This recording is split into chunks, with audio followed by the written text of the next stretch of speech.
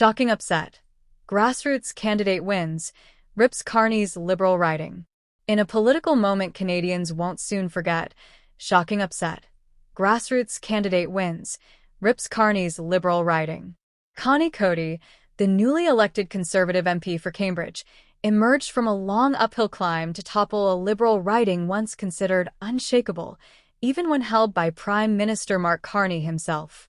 For many voters, the result was not just a ballot count. It felt like an uprising against scripted politics, a refusal to accept polished promises, and a demand for leaders who truly walk alongside their communities. Connie's win wasn't merely about defeating the Liberals. It was about proving that authenticity can cut through noise, money, and establishment machinery. Connie's rise broke the Ottawa playbook. Urged by friends, neighbors, and even her granddaughter, she jumped into politics with heart, not strategy. After narrowly losing in 2021 by just 1,900 votes, she refused to quit. Instead, she doubled down, spending 4 years at local events, hosting coffee chats, and knocking on over 80,000 doors with her volunteers. Through grit and persistence, she built trust the big campaigns couldn't buy, turning heartbreak into the foundation of her upset victory. By the time Election Day arrived, tension in Cambridge was tangible. The Liberals campaigned heavily, confident their brand and the Prime Minister's name recognition would shield the riding. But on the ground, it was different. Connie's supporters lined streets with homemade signs, volunteer canvassers filled every polling station, and voters who had never before considered voting Conservative began whispering that change felt overdue. When the first results appeared, there was disbelief in Ottawa. As the night went on, it became undeniable. Connie Cody had beaten the Prime Minister's Liberals in Cambridge. The upset wasn't just shocking, it was historic, a moment that underlined the enduring strength of grassroots democracy in Canada.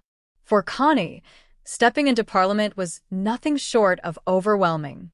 She described walking into the House of Commons not as a politician chasing status, but as a neighbor entrusted with the most profound responsibility of her life. She carried with her the voices of thousands of families she had spoken to, seniors worried about affording groceries, students drowning in debt, parents desperate for affordable housing. Entering the chamber, she felt the weight of representing real people, not just voting blocs. That sense of accountability, she says, fuels every decision she makes. For her, politics is not an exercise in ambition. It is service, plain and simple. Her early role on the Standing Committee on the Status of Women has already showcased her focus on service over headlines. Connie zeroes in on issues affecting vulnerable Canadians, domestic violence, human trafficking, coercion, and bail loopholes that put offenders back on the streets.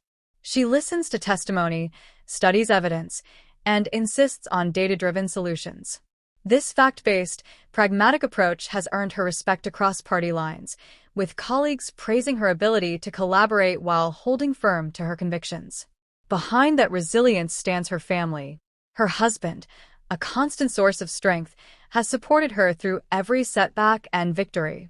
She admits politics is grueling, door-knocking in all weather, endless meetings, late-night calls, and scrutiny that never lets up.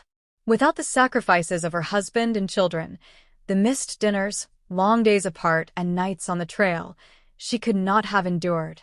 For Connie, their encouragement is both fuel and purpose, reminding her that strong families are the foundation of strong communities. Her debut speech in the House of Commons reflected her authenticity.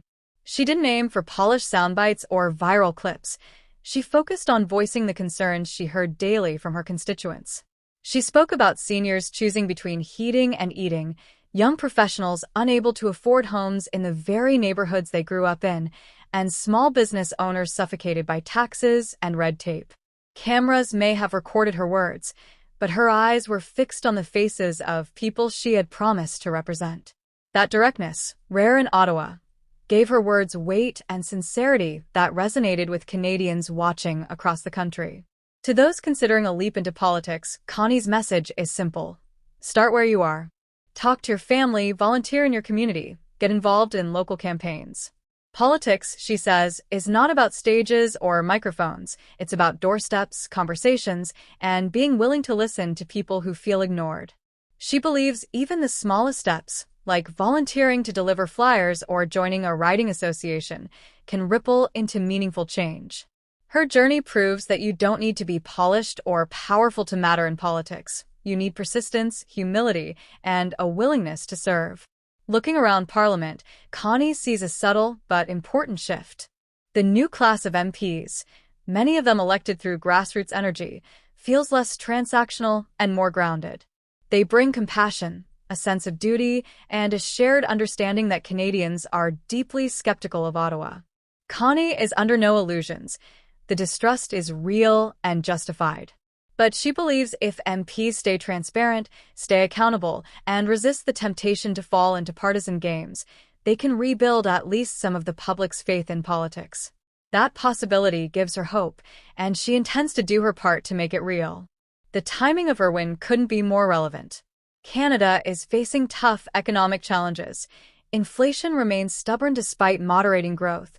Wages lag behind rising living costs, and trade frictions with the United States under President Donald Trump have created new uncertainties for exporters. In this climate, Canadians are tired of polished rhetoric. They want practical solutions, fiscal responsibility, and leaders who don't treat their struggles as talking points. Connie's victory resonates because it embodies that demand, a rejection of elite jargon in favor of relatable, honest leadership. At its core, shocking upset, Grassroots candidate wins. RIPS Carney's liberal writing isn't just a political headline, it's a reminder of democracy's vitality. When ordinary people organize, when volunteers sacrifice weekends, when neighbors talk to neighbors, they can overcome even the most entrenched political machines. Connie Cody's triumph wasn't manufactured in Ottawa. It was grown in living rooms, on porches, and across kitchen tables. That is why it matters, and why it will be remembered. Her story carries a larger truth. Canada doesn't just need leaders with credentials, it needs leaders with heart. Connie's rise shows that politics still has room for empathy, integrity, and determination. In an era where cynicism often feels inevitable, her victory reminds us that change is possible. Shocking upset, Grassroots candidate wins. RIPS Carney's liberal writing will echo as a milestone, not just for her party, but for Canadian democracy. It proves that when people dare to demand better, they can make history.